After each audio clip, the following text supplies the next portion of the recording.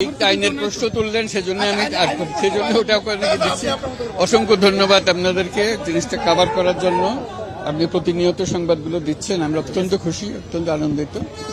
আজকে যাদেরকে আমরা সামনে পাইনি, আমি 4 জন আসামির একজন, আমি আরো 3 জন আসামি আছে, কিন্তু এই 3 জন আসামির কথা কেউ বলে না। একজন হলো নূরজাহান বেগম, আমার সামনে আছে, তাকে একটু দেখেন সবাই।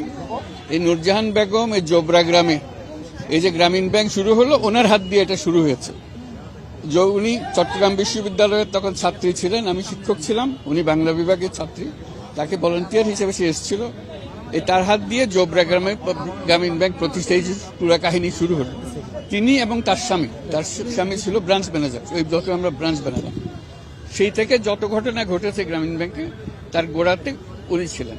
যেমন গ্রামীণ ব্যাংকের 16 সিদ্ধান্ত, এটা একটা চার্টার, যে গ্রামীণ ব্যাংক বুঝতে হলে ওখানে যেতে হবে, সে অঙ্গীকার করছে তাকে পরিবর্তন করার জন্য।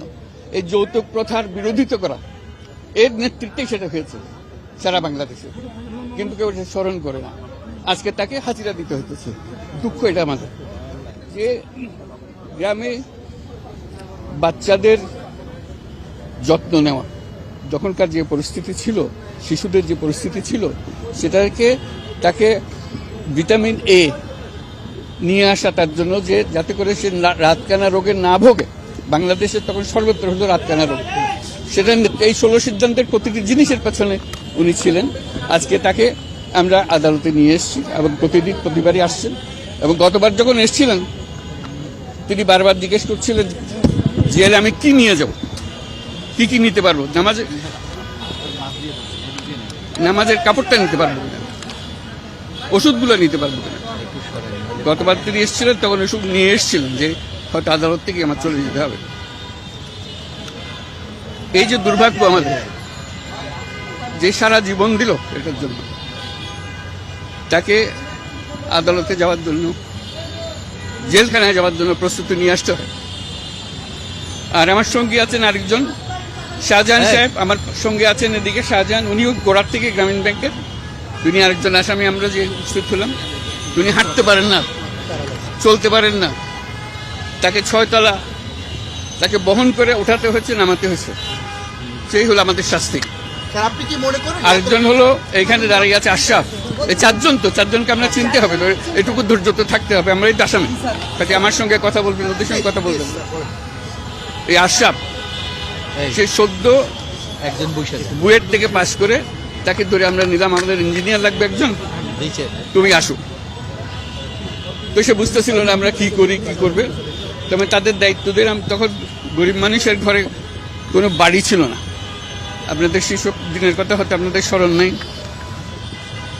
পাটখড়ি দিয়ে ঘর বানাতো মানুষ, পাটখড়ির চাল আর পাটখড়ির দেওয়াল। তারপরে বলছি গ্রামীণ ব্যাংকে যারা যোগ দেবে তারা পাটখড়ির ঘরে আর থাকবে না, তাদের জন্য আমরা সুন্দর একটা বাসস্থানের ব্যবস্থা করি। আমরা গৃহঋণ শুরু করলাম। গৃহঋণ ছিল 5,000 টাকা, 7,000 টাকা, ম্যাক্সিমাম 10,000 টাকা। এই হলো গৃহঋণ। ক্রমে ক্রমে সে শোধ করবে যতদিন সময় লাগে। আশরাফকে বললাম তুমি একটা ডিজাইন করো, কিভাবে এই ঘরটা বানাবে। তার সাথে নতুন মানুষ একটা বানালো, এটা খুঁটি, 4টা খুঁটির উপরে এটা টিনের চাল। এই হলো 4 খুঁটি আর টিনের চালের ঘর। আমরা গৃহঋণ দিতে থাকলাম, মানুষ উৎসাহী। আগে বলতে আমরা গরুর সঙ্গে থাকতাম, ছাগলের সঙ্গে থাকতাম। এখন আমরা ঘর পেয়েছি, আমাদের ঘর হয়েছে, টিনের চালের ঘর হয়েছে, খুঁটির জলের ঘর হয়েছে। আমাদের কোনো ধারণা ছিল না যে এই 4 খুঁটির টিনের চালের বাড়ি Aga Khan award for architecture, বিশ্বের সেরা আর্কিটেকচারাল পুরস্কার 1989 সালে, না 1989 সালে এই এই ঘর যেটা বানালো, তার যে ডিজাইন, সেটা Aga Khan award for architecture হলো।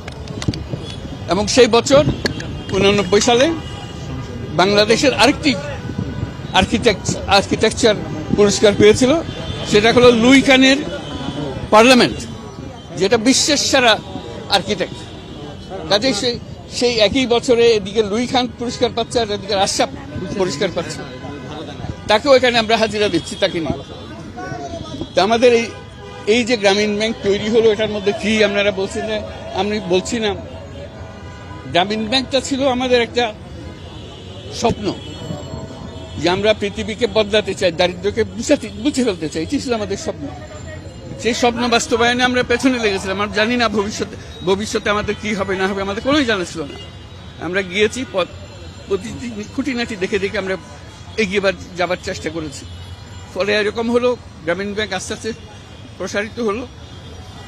এটা হয়ে গেল আমাদের অপ্রত্যাশিত একটা বীজতলা, স্বপ্নের বীজতলা। আমরা স্বপ্ন দেখি আর বীজ বুনি এটার মধ্যে কি হবে ভবিষ্যতে। সেটা ক্রমে ক্রমে আমরা প্রসারিত করলাম, নানা দিকে, স্বাস্থ্যের দিকে নিয়ে গেলাম, প্রযুক্তির দিকে নিয়ে গেলাম, একটার পর একটা। সেখানে আজকে যা কিছু করছি সবকিছুর কিন্তু বীজতলা ছিল গ্রামীণ ব্যাংক। 2011 সালে আমাকে গ্রামীণ ব্যাংক থেকে বের করে দেওয়া হলো। ভাবলাম যে এখন আমার বীজতলা রয়ে গেল একদিকে, আমাদের যে লোকজন যারা এই শব্দের পেছনে খেটেছে তারা রয়ে গেল একদিকে, আমরা যাবো করে। আবার আস্তে আস্তে আস্তে আস্তে আমরা এগুলো বড় বড় করলাম। আমাদের এই যে প্রত্যেকটা জিনিস আজকে আপনি শুনছেন যে আমরা করছি, কি করেছি আমরা বলছিলাম যে চাকরির পেছনে মানুষ ঘুরবে না, চাকরি মানুষের সঙ্গে সামঞ্জস্যপূর্ণ নয়। মানুষ হলো একজন উদ্যোক্তা, তার জন্ম হলো উদ্যোক্তা হিসেবে। এই কাঠামো ভুল, এর পেছনে আমরা লাগলাম যে সকল মানুষ উদ্যোক্তা। শুধু ব্যাংকিং সিস্টেমের ভুল কাঠামোর কারণে মানুষ আজকে চাকরির পেছনে ছুটছে। চাকরিটা হলো দাসত্বের একটা জিনিস। তুমি একজনের জন্য জান দিয়ে দেবে, খাটবে, আর মাসের শেষে, দিনের শেষে তোমাকে কিছু ভাগ দেবে তার রোজগারের, অল্প সামান্য। এটা মানুষের জন্য, এই দাসত্ব থেকে আমরা মুক্তি পেতে চাই। আমরা নমুনা দিলাম গ্রামীণ ব্যাংকের মহিলাদের। দেখো, অশিক্ষিত মহিলা, গ্রামের অশিক্ষিত মহিলা, সে স্বল্প টাকা নিয়ে ব্যবসাতে নেমে গেছে। কে বলে যে উদ্যোক্তা হওয়ার ক্ষমতা সকল মানুষের নাই? আমরা সেটাকে নিয়ে আসলাম সামনে, যে উদ্যোক্তা হওয়ার ক্ষমতার জন্য উন্মুক্ত করতে পারি। তার ছেলে মেয়েদেরকে নিয়ে আসলাম উদ্যোক্তা হওয়ার জন্য, যেগুলো আমরা উদ্যোক্তা হিসেবে করছি। আমরা সেখানে চ্যালেঞ্জ করলাম, একটা মূল অর্থনৈতিক তথ্যকে আমরা চ্যালেঞ্জ করলাম। এটা ভুল তথ্য দিয়ে আমাদের ভুল মানুষ তৈরি করেছে। আমাদের দারিদ্র এবং পৃথিবীর যত সমস্যার সৃষ্টি হয়েছে তার গোড়ায় হলো আমাদের ভুল তাত্ত্বিক ব্যবস্থা।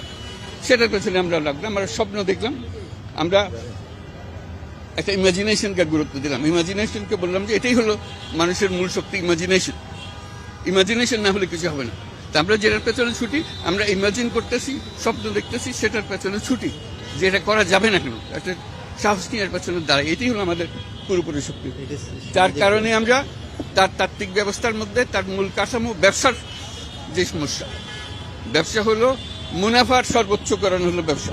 এটা ভুল তত্ত্ব।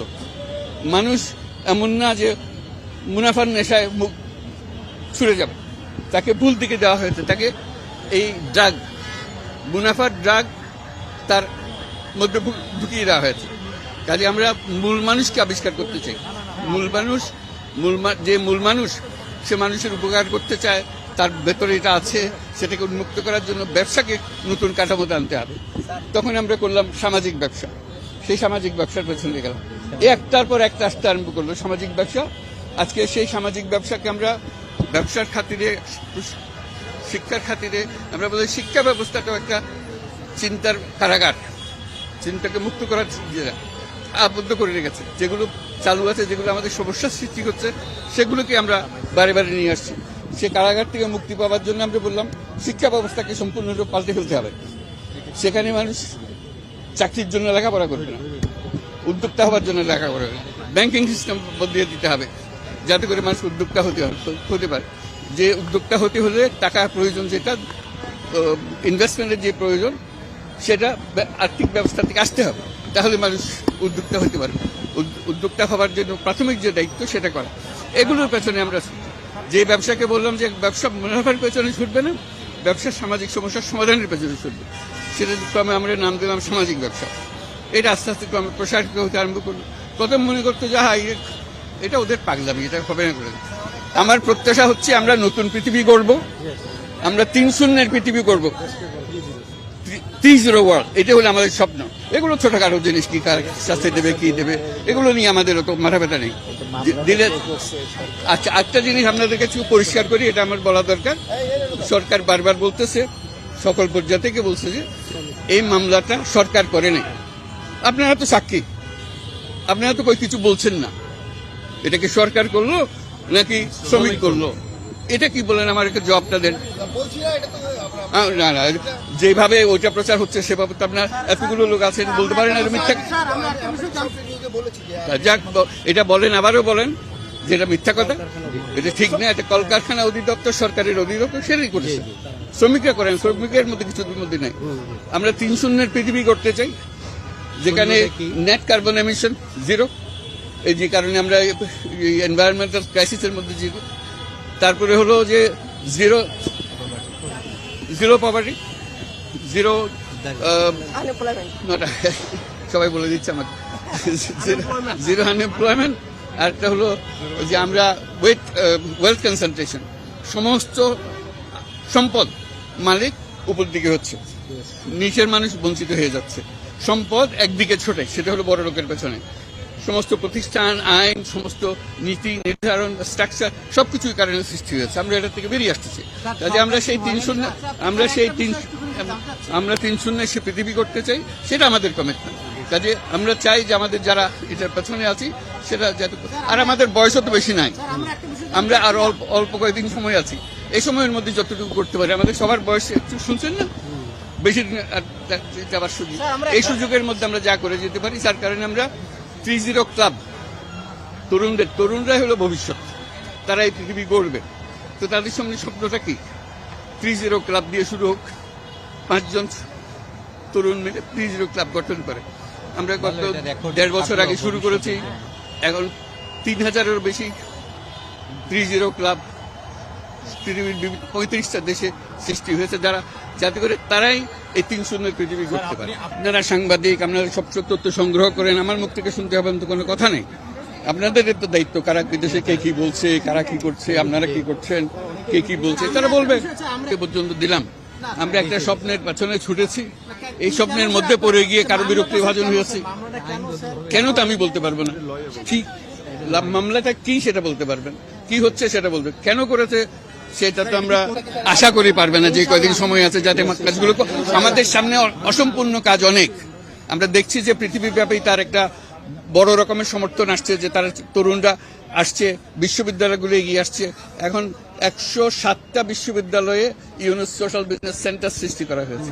শুধু এগুলো সারা পৃথিবী জুড়ে 37টা দেশে ইউনুস সেন্টারগুলো আছে। এখন রাশিয়াতে সেটা শুরু হচ্ছে, সোশ্যাল বিজনেস সেন্টার শুরু হচ্ছে। কাজে হেন দেশ নয় যেখানে সোশ্যাল বিজনেস সেন্টার বিশ্ববিদ্যালয়ে, অর্থাৎ আমরা একাডেমিক জগৎ, যেটা সবচেয়ে কঠিন জগৎ, সেখানে ঢোকা। এবং একাডেমিকরা এই সমস্যার সৃষ্টি করেছে, এটা আমার বক্তব্য। একাডেমিকরা এই সমস্যার সৃষ্টি, আজকে যে সমস্যা আমরা ফেস করছি, একাডেমিকদেরকেই এটা সমাধান দিতে হবে, তা না হলে এটা পাল্টাবে না। আমরা সেজন্য একাডেমিক